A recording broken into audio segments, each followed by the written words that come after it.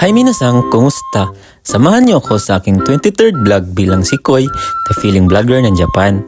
At for today's vlog minasang, samahan niyo ako How's My Life bilang isang SSW1 dito sa Japan. At kung saan nakikita niyo, maaga akong naligo niyan minasang sa gabi kasi need kong maligo ng gabi kasi medyo everyday maaga kasi akong gumigising. At yun nga, pagkatapos kong maligo, yan, kung makikita nyo na tapos na ako maligo, yan, magbihis na ako minasang. Pasensyahan nyo yung likod ko kasi maraming bugas. At yun nga, nag-ilis na ako minasang kasi need kong maligo pag gabi kasi kung sa morning ako maligo, medyo alanganin ako sa oras. Kaya need kong maligo pag gabi. Pagkatapos niyan, magbihis, tapos niyan, mag-andam ako kasi maghigda na ako minasang kasi maaga akong matutulog talaga kasi need kong gumising 5:30 kasi yung call time ko 6 pag hindi kami hayade, so 5:30 kung hayade kami alas 5 gising na dapat ako kasi aalis kami ng 5:30. Ibang-iba yung buhay ko ngayon minasang bilang SW1. Okay naman, medyo naka-adjust na yung katawan ko. Pero, iwan ko kung makakaya ko ba, pero kakayanin ko to minasang para sa pangarap ko. Wala pa naman akong hindi nasimulan na hindi ko tatapusin ko talaga ito. At yun nga, nasilpon-silpon ako minasang, yan yung buhay ko ngayon dito. Yan yung kalipay ko, yung silpon-silpon, magtanaw ng mga video, reels. Yan, pagkatapos niyan, patyon ko na yung suga kasi matulog na ako. Yan, good night minasang. Yan, pagkatapos ng matulog, magmata na pod. Yan yung morning, paggising mo, pagbuntag. Yan, kahit pagod pa, ang sarap pang matulog, wala pa inada mo bangon. Need mo talagang mo bangon kasi kailangan mo ng pera kasi mukha akong pera. Kasi mukha tayong pera. At yun nga, need ko na magbarog kasi magandang pa ako minasang. At yun nga, ito yung view matagbuntag minasang, yung makikita ko every morning. Yan yung view ko every morning. Ang sarap sa mata, nakaka-relax. Tapos magkapi-kapi dyan, tapos mag-ambak. At yun nga, pagkataon yun minasang, mag-andam na ako, mag-ilis na ako ng uniform kasi maya-maya darating na yung sundo ko. Yun nga, nag-ilis na ako minasang, yung mga sapaw-sapaw ko sa katawan kasi malamig-lamig pa konti yung panahon ngayon. Hindi na pala, mainit na pala ngayon. At yun nga, ilis minasang yung uniform ko na almost 2 years na yan. Malapit na pala yung mag 3 years nga eh. Yan yung, basta mag-save dito sa Japan minasang. Gaya mag-ilis ni mo kulay. Yan. Yung minasang 1, 2, 3 lahat yung galaw ko dyan kasi 30 minutes lang kasi yung pag-prepare ko kasi magandam pa ako ng baon, mag-inom pa ako ng kape, magkain pa ako ng pamahaw. Yun.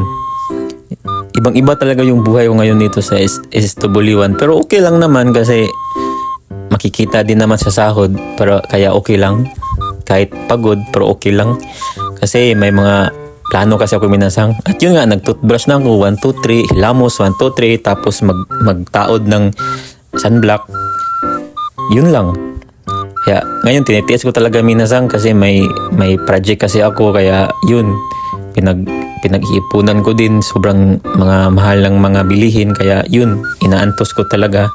At yun nga, nagbiyahe na kami, almost 1 hour din yung biyahe ko, every morning. Nakaya ko din naman ng 1 hour. Mag 2 months na nga ako eh. Kaya kayang-kaya ko talaga. Yan yung views ko dito minasang every morning. Dito ako sa pinakalikod ng van. Kasi pag uwi, nakakatulog din ako. At pag umaga, nakakatulog din ako dyan. At yun nga, magdala din ako ng saging. Yung mga sima-simaon sa bag minasang. Kasi gutom kasi minasang paminsan-minsan. Araw-araw pala. Pagkatapos kumain minasang, matulog din ako. Yan. Tulog na, baby, kung gamay. Pag-ibig ko sa'yo'y totoo. Ni walang halong biro. At yun nga minasang, nagpalit din ako ng tumbler kasi nagatimpla na lang ako ng kape ngayon kasi ayaw ko nang bumili sa binding kasi medyo mahal ng binding. 140 na kaya ayaw ko na. Kaya kasi sobrang mahal na ngayon dito sa Japan. Kaya medyo tipid-tipid din ako. At yun nga, itong kasama ko na napagod din kaya natutulog din niya. Panaginip ko ba ay totoo? Yan. Pagod yan minasang kaya yung mga kasama ko nga pagdating nga natutulog talaga yung iba kasi medyo napapagod din sila eh. Alam nyo naman nagkakaedad din sila. Tapos ako nga pagod nga ako kahit baby face pa ako. Yun nga, pagkatapos ng trabaho minasang, mangita ako ng area ngayon na maniud to.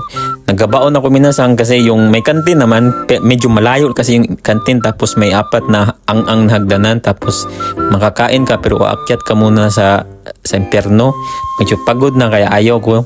Kaya nagbaon na lang ako araw-araw kasi pag patapos ng trabaho, maglingkod na lang ako, masilpon-silpon.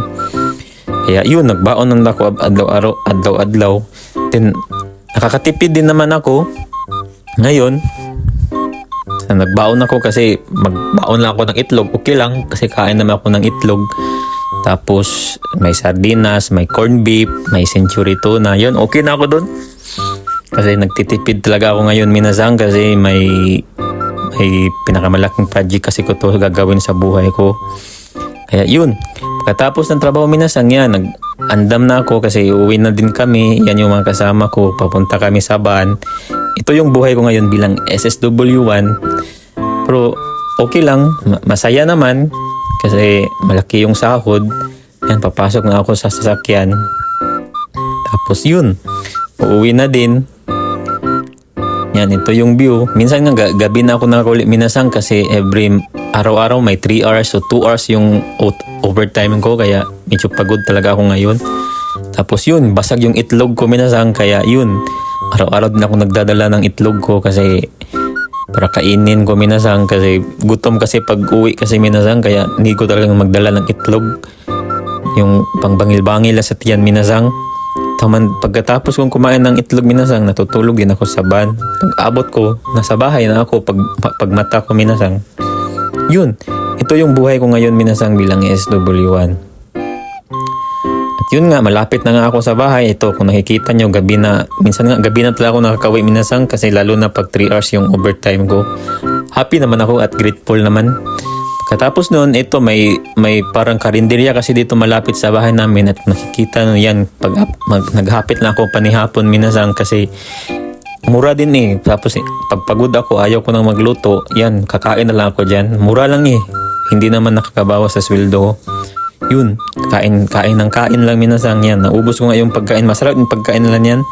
Ngayon, hindi na ako masyadong kakain ngayon sa kanila kasi every 2 hours kasi sarado na sila pag abot ko.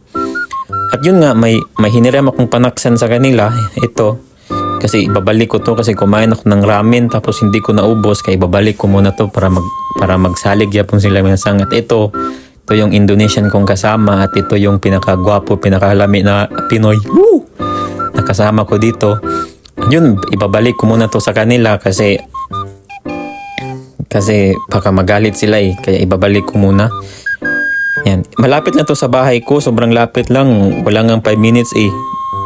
Tapos kakain lang ako pag gusto kong kumain kasi may mga luto din sila eh. Parang karinderya. Iwan ko karinderya ba to? Iwan ko ano ba tong tawag dito? Tapos noon, akyat na ako dito sa hagdan namin kasi matutulog na din ako taod-taod. Kasi tapos na akong maligo. Ito nga, bumalik nga itong langgam dito sa amin minasang. Itong langgam na to kasi sinira ko na tong bahay nila noon nung tag-init tapos tinglamig pala tapos bumalik siya ngayong tinglamig at ting-init. Yan. Awa din ako ipasira unta ng amo ko tapos ayaw ko kasi naawa ako sa langgam kasi may anak niyan sa loob eh. At yun nga minasang at nag-andam na din ako minasang kasi matutulog na ako ng cellphone muna ako dali nagtanaw ng TikTok, Reels. Yun yung mga kalipay namin bilang OFW dito sa Japan. Yan lang yung mga kalipay namin dito. Tapos maglaro ng ML. Ayun, hindi ako masyado naklaro kasi busy ako minasang. Wala na akong time. At ito ang vlog ko, siningit ko na lang eh. At yun nga minasang, dito na lang muna yung vlog ko. Maraming salamat sa panonood. Maraming salamat. Bye-bye. Amping.